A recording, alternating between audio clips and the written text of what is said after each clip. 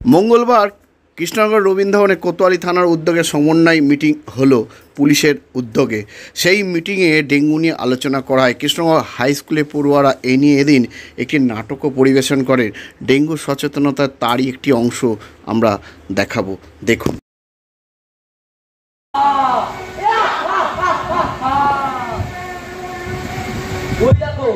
ওই দেখো একদিনে পছন্দ হয় না।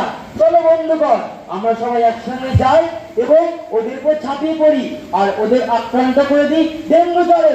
আক্রমণ!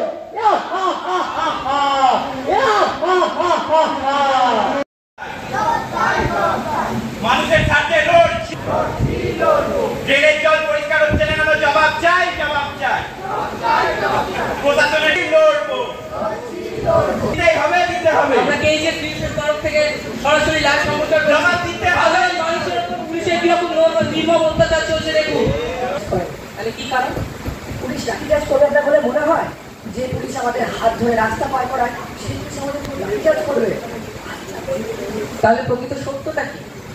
সত্যটা হলো এই যে আমি প্রত্যেক দিন আজকেও আমার নাতির সঙ্গে স্কুলে যাচ্ছিলাম। আমার নাতি ছোট, কৃষ্ণনগর হাই স্কুলে পড়ে, কিন্তু স্কুলের সামনে আমার রাস্তার জলে আমি আমার নাতি পড়ে আহত হই। ধন্যবাদ আপনাকে।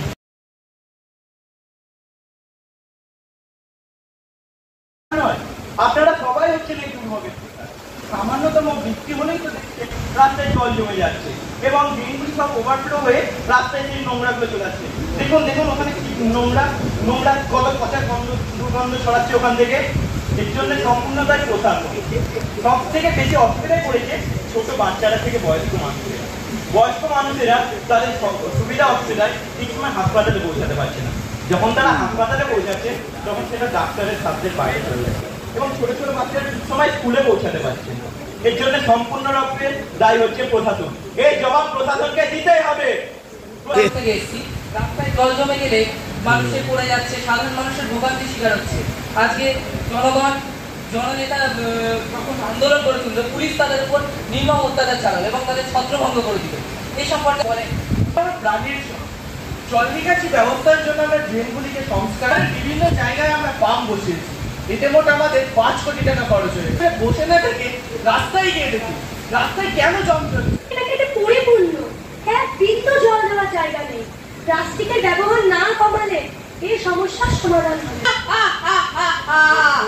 আমরা প্লাস্টিক, আমরা করব জয় নিশ্চয়। এই আর জলজ প্রাণীরা মারা যাচ্ছে। সামান্য বৃষ্টি হলেই নদীতে বন্যা দেখা যাচ্ছে। আর যদি সাধারণ জনগণ সচেতন না হয় তবে এই সমস্যার সমাধান হবে না।